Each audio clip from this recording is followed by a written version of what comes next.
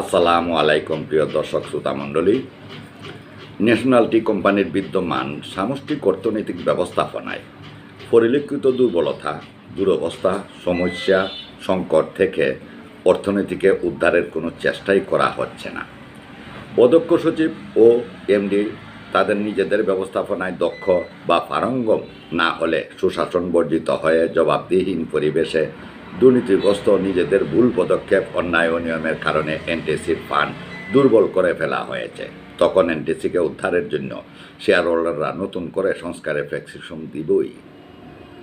1 বছরের চুক্তিতে নিয়োগপ্রাপ্ত এমডি জিয়াউল হাসান ও সচিব আজাদ চৌধুরী সংস্কারের শর্ত পূরণে হিমশিম খাচ্ছেন। বর্তমানে তাদের স্বীয় পাপের প্রায়শ্চিত্তে নেমেছেন কিনা অডিট রিপোর্ট আসলেই জানা যাবে। এ কোম্পানির পরিচালকরা শেয়ার হোল্ডারদের কথা কানে তুলতে বিলম্ব করে ফেলছেন।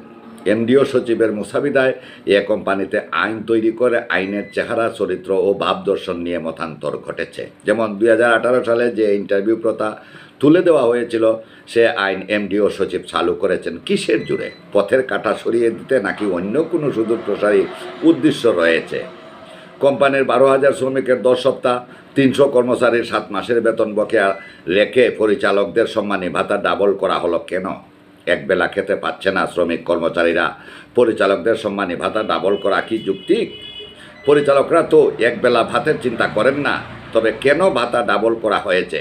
যুগ যুগ ধরে চলে প্রথা, কেন এমন সিদ্ধান্ত নিলেন এমডি ও সচিব? যে প্রথা বাতিল করা হয়েছে সেই প্রথা কেন চালু করে আমিনুল ফকির, হুসাইন উদ্দিন ও আক্তার শহীদ নামের কর্মকর্তাদের 20-25 বছরের চাকরির অবসান ঘটিয়ে কী মজা পেলেন এমডি জিয়াউল হাসান?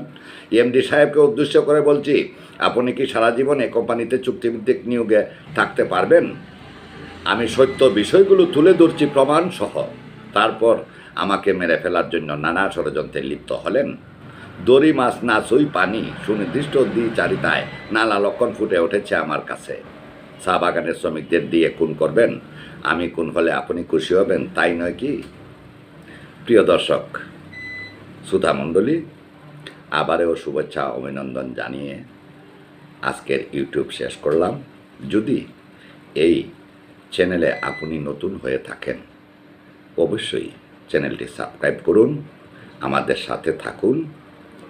আপনার কমেন্ট, লাইক পরবর্তী ইউটিউবে অবশ্যই আমরা জবাব দেব।